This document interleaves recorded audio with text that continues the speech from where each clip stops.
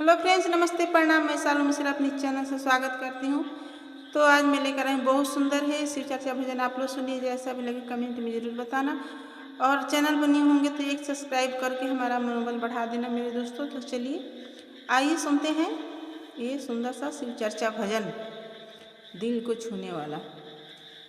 बोले लगा आंगनवा में, आंगनवा में शिव गुरु आई है सावनवा में।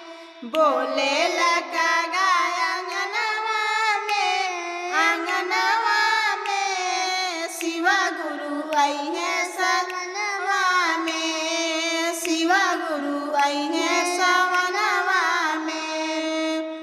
सोने के लोटा गंगा जल पानी, सोने के लोटा गंगा जल पानी, गंगा जल पानी, गंगा जल पानी।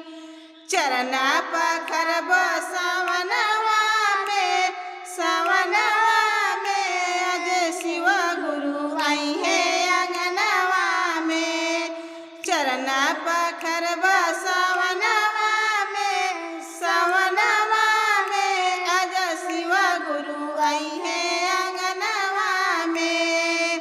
बोले लगा आंगनवा में, आंगनवा में आज शिव गुरु आई है अंगनवा में, आज शिव गुरु आई है सावनवा में।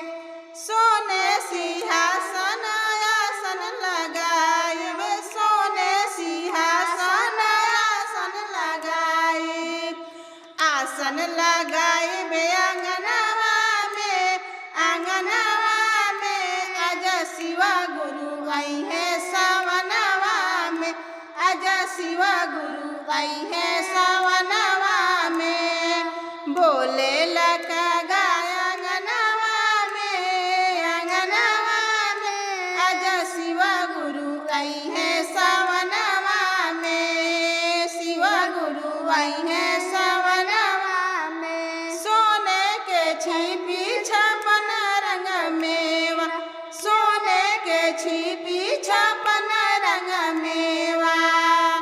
भोगवा लगैबो सावनवा में, सावनवा में आज शिव गुरु आई है अंगनवा में, आज शिव गुरु आई है अंगनवा में। बोले लगा आंगनवा में, आंगनवा में शिव गुरु आई है सावनवा में, शिव गुरु आई है सावनवा में।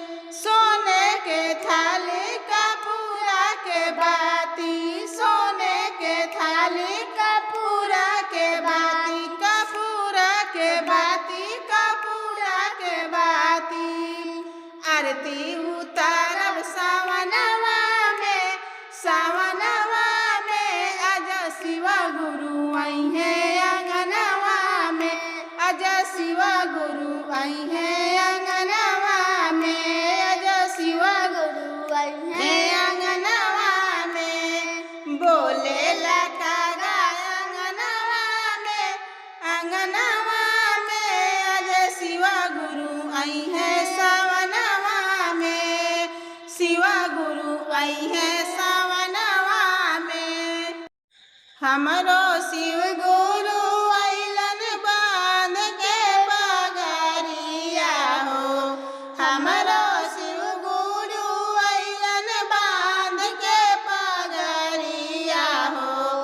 अगरवा में नागवा के हार ए सखी, गरवा में नागवा के हार ए सखी।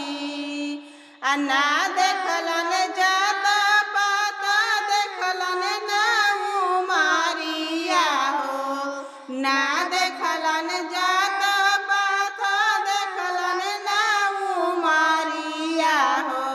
आशीषिया बनले गुरु आपन ए सखी, शिष्या बनौलन गुरु हमारो शिव गुरु अइलन बांध के पगरिया हो। हमारो शिव गुरु अइलन बांध के पगरिया हो। गरवा में नागवा के हार ए सखी, गरवा में नागवा के हार ए सखी। पोती के भभूतिया आसन लगवाले हो। पोती के भभूतिया आसन लगवाले, आसन लगवाले कैलास ए सखी, आसन लगवाले कैलास ए सखी। नहीं देखले निराधन नहीं दानवानवा हो। नहीं देखले निराधन नहीं दानवानवा हो। करे बाबा सबके कल्याण ए सखी, करे बाबा सबके कल्याण ए सखी। हमारो शिव गुरु अइलन बांध के पगरिया हो।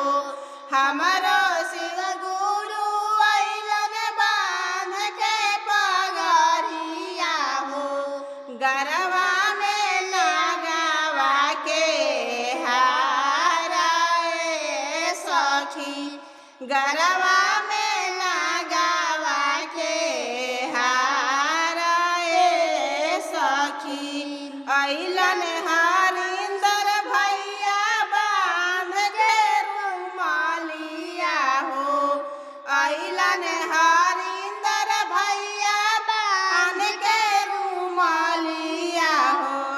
तीन सूत्र के दिहले ज्ञान ए सखी, तीन सूत्र के दिहले ज्ञान ए सखी।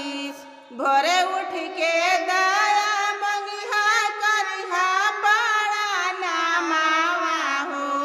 भोरे उठ के दया मंगिहा करिहा बड़ा नामावा हो। गुरुजी के धरिहा ध्यान दे